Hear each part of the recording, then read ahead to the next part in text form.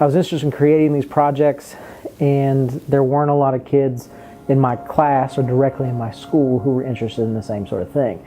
And so a lot of what I would study or discover was self-taught or just trial and error. And so I'd been, kicking around a few ideas with some friends, and I just thought, what if there was a way for kids from Eastern Kentucky and Central Appalachia to collaborate with each other before they got to college or before they got to grad school, which is kind of how it happened for me. Because we live, for geographical reasons and for school districts and all that sort of stuff, there are little silos all through Eastern Kentucky and Appalachia where one kid from a high school that's 40 minutes from another one, they may never meet their entire high school career. And they could be really into the same sort of things, whether it's comics or video games, but that collaboration isn't there. And so I wanted to build a place where that could happen.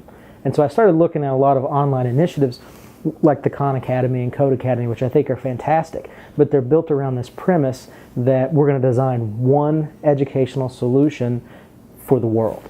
And it's a very noble cause, and I think it's great. But why can't we use those same technologies to create educational opportunities and solutions for regions, for place-based education, instead of it just being a one-size-fits-all sort of thing? So I had all of these different ideas kicking around, and instead of waiting and saying one day I might do this, I just started building. And so the Holler is very much a work in progress. It's an online community for collaboration with technology. Beyond that, the user base and the community is really going to develop and build what it is and what it's not.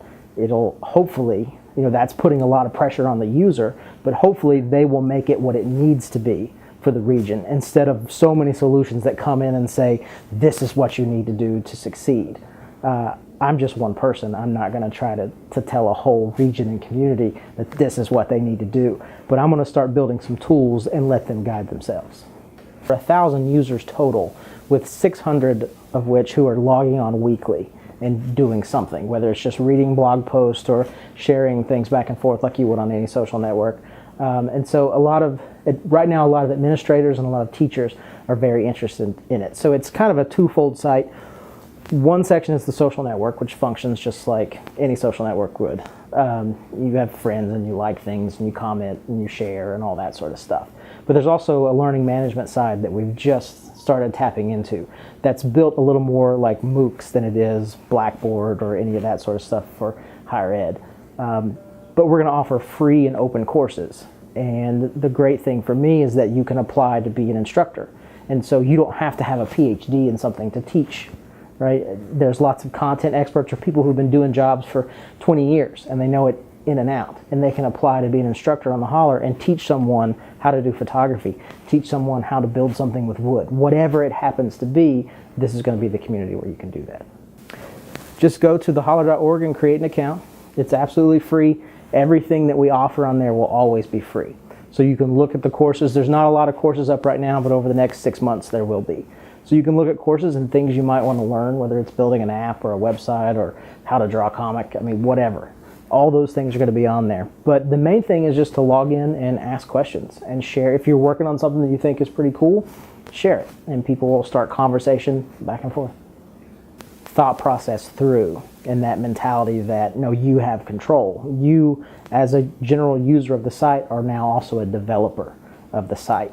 It's such a sort of strange process, and typically it's the last thing a company would want to do, but it's exactly what we're going for. So trying to push that mentality and to have the users get creative with how they can use the site, that's been the biggest hurdle, but it's also the most fun interaction. So people come up with the craziest things and then we implement it and see how it works. I think the Holler in 5 years is its own media entity of its own. I would like to see us get where students and just people from the community come here and develop products with technology, and we help them become entrepreneurs with that. So maybe they make money on it, maybe they don't, but they get themselves out into the world, and they're not having that huge startup cost that you have for equipment. We have video equipment here, we have all the technology that you could need. And so if we can get that ball rolling for people, what I'm really interested to see in 5 years is what products they've made with access to all of this stuff. Because that was the hurdle that I had as a young person, was access to the equipment. And once I got that, I just started making things as much as humanly possible. And so I'm really interested to see a whole generation of high school students and college students over the next 4 or 5 years. The access is not a problem anymore. Now what are you going to do with it?